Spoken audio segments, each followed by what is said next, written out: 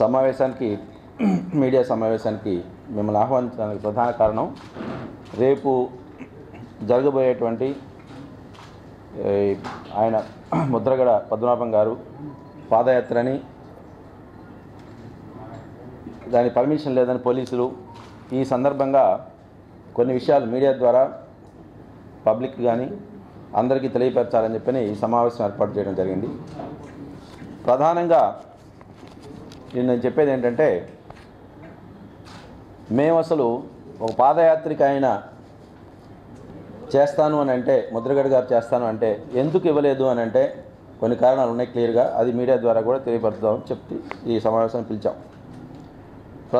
ప్రధానమైన కారణం ఏంటంటే, ఆయన అసలు అప్లై చేయలే. పర్మిషన్ కావాలి అని ఆయన వారు అప్లై చేయలేదు. ముద్రగడ పద్మనాభం గారు కానీ వారి అనుచరులు కానీ ఎవరైనా ఈ పాదయాత్రకి మాకు పర్మిషన్ కావాలి అని ఎక్కడ అడగలేదు. అది ఒక జిల్లా పరిధి దాటిపోతున్నది కాబట్టి, ఈస్ట్ గోదావరి జిల్లా కాదు, east Godavari, west Godavari up to Amaravati అంటున్నారు కాబట్టి పలు జిల్లాలు ఉన్నాయి కాబట్టి డీజీపీ గారికి అప్లై చేయాలి. అది కూడా అప్లై చేయలేదు వారు. రెండోది ప్రధాన కారణం ఏంటంటే, చాలాసార్లు అడుగుతున్నారు ఏమనంటే, మాకే ఎందుకు ఈ పర్మిషన్ అనేటువంటిది ఇన్సిస్ట్ చేస్తాను, మిగిలిన వాళ్ళకి ఎందుకు చేయట్లేదు అని చెప్పాను. ఎప్పుడు కూడా గత చరిత్ర చూస్తాం, previous history of such processions చూస్తాం.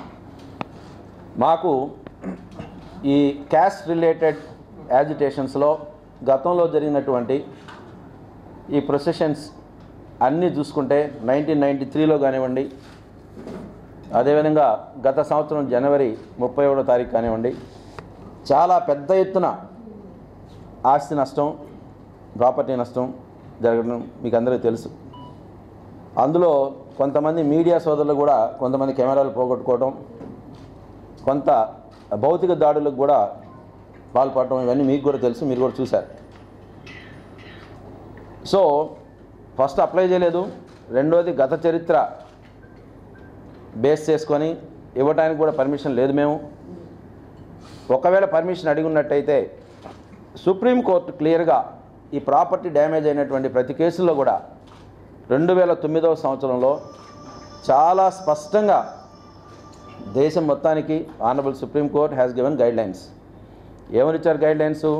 ఇలాంటి పాదయాత్రలు కానీ ర్యాలీస్ కానీ ఏమన్నా చేద్దాము అని అనుకున్నప్పుడు కన్సర్న్ ఆఫీసర్, ఎస్పీ ఒక జిల్లా అయితే, మోర్ దాన్ వన్ డిస్ట్రిక్ట్ అయితే స్టేట్ ఆఫీసర్ వారి దగ్గరకు వచ్చి పర్మిషన్ తీసుకోవాలి, బాధ్యత వహించాలి ఏదైనా నష్టమైతే అని క్లియర్గా మీకు ఇంత ముందు కూడా మీడియా ద్వారా తెలియపరిచాను. ఇప్పుడు కూడా మళ్ళీ రీట్రేట్ చేస్తున్నాం. So we cannot go against the guidelines of the honourable Supreme Court. ఒక పక్కన డ్యామేజీ 60-70 కోట్ల డ్యామేజీ గత సంవత్సరమే జరిగినప్పుడు మేము మరలా ఏమీ కాలేదులే అని చెప్పని అడగకపోయినా పర్మిషన్ ఇవ్వడం అనేది కరెక్ట్ కాదు, సబబు కాదు. కాబట్టి అందరూ పిలుపునిచ్చి పాదయాత్రకు రమ్మని ఎవరికైతే పిలిపించారో అందరూ కూడా తెలుసుకోవాల్సింది ఏంటంటే, ఈ యాత్రకు పర్మిషన్ లేదు. దయచేసి మీరు ఆనరబుల్ సుప్రీంకోర్టు గైడ్లైన్స్ని కూడా ఫాలో అవ్వండి. ఎవరు ఫాలో అవ్వకపోయినా అది లాకి, చట్టానికి వ్యతిరేకం అవుతుంది, విచ్ ఇస్ నాట్ కరెక్ట్. తర్వాత ఈ సందర్భంగా సొసైటీలో కొంత డిస్టర్బెన్స్ తీసుకురావాలని కొంతమంది నాయకులు అదే రోజున అంటే 26 అంటే రేపే 26 జూలైనే అన్ని పోలీస్ స్టేషన్స్కి లే సీజ్ అనే కార్యక్రమం ఇచ్చారు.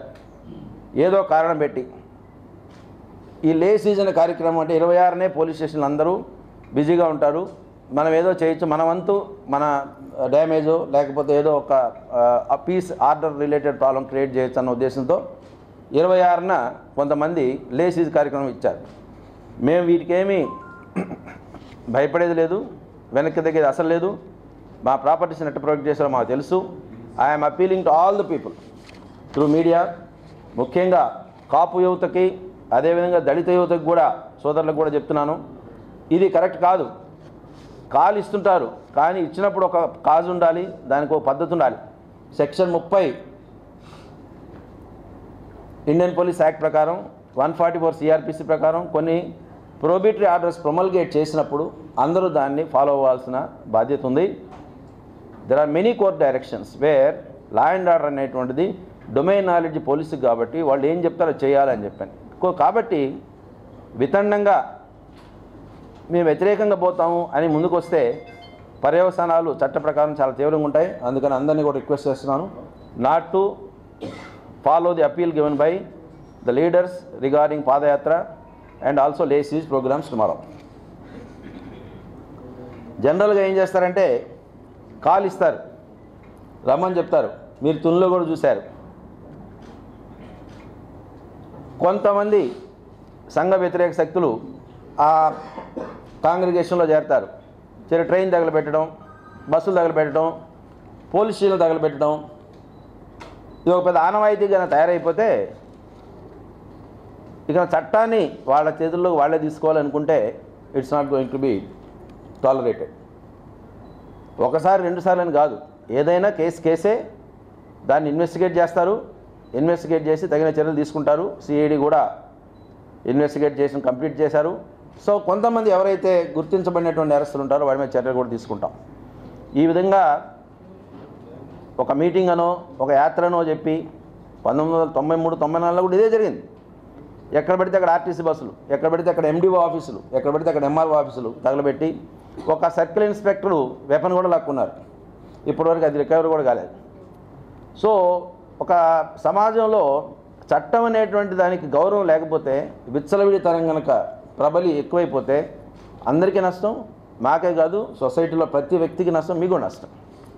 So I'm requesting all the youth not to pay attention to what there appeal is.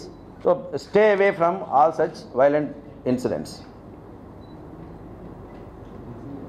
So ఏదో కేసులు కట్టారు, ఏం యాక్షన్ తీసుకోవట్లేదు, మరలా కేసులు కట్టారు, ఏం యాక్షన్ తీసుకోవట్లేదు, మరలా కట్టారు, ఏం కావట్లేదు అనేటువంటి భావన వస్తే మాకు కూడా ఇబ్బందే. అందుకని ఏంటంటే మేము కూడా ఏం చేస్తున్నామంటే ఏ ప్రాపర్టీ డ్యామేజ్ అయినా, ఎటువంటి నేరం చేసినా షార్టెస్ట్ పాసిబుల్ టైంలో we will arrest the accused and take action as per law. ఎటువంటి పరిస్థితుల్లో కూడా ఉపేక్షించేది లేదు. దయచేసి అర్థం చేసుకోండి, law has a long arm, it is strict, it is enforceable. So దయచేసి మీరు వీటందరూ కూడా అర్థం చేసుకోవాలని చెప్పి I'm appealing to all of you. కొన్ని యాక్ట్స్, కొన్ని నేరాలు ఎలా ఉంటాయంటే సెంట్రల్ యాక్ట్స్ పరిధిలోకి వస్తాయి. ఫర్ ఎగ్జాంపుల్ రైల్వే ప్రాపర్టీస్ కానివ్వండి, రైల్వే ట్రాక్స్ మీద ట్రైన్స్ నాపడం కానివ్వండి, ఇవన్నీ కూడా రైల్వేస్ యాక్ట్ చాలా stringent act. Provisions are very stringent. They have separate courts ఉన్నాయి వాళ్ళకి. సపరేట్ కోర్ట్స్ ఉన్నప్పుడు ఆ కోర్ట్స్లో యువత తెలియసో తెలియకుండానో ఒక ఉద్వేగానికి లోనై పొరపాటున ఇలాంటి చర్యల్లో పాల్గొనుంటే భవిష్యత్తు రేపు పొద్దున్న దెబ్బతింటుంది. దయచేసి దీన్ని అర్థం చేసుకోండి. ఇది కరెక్ట్ పద్ధతి కాదు. ఏదో ఒక యాత్ర పేరు, ఒక ర్యాలీ పేరు, ఒక మీటింగ్ పేరు పెట్టి ఒక సోషల్ ఆర్డర్ని డిస్టర్బ్ చేయడం అనేటువంటిది కరెక్ట్ కాదు. I'm requesting all of you not to participate in such appeals and calls.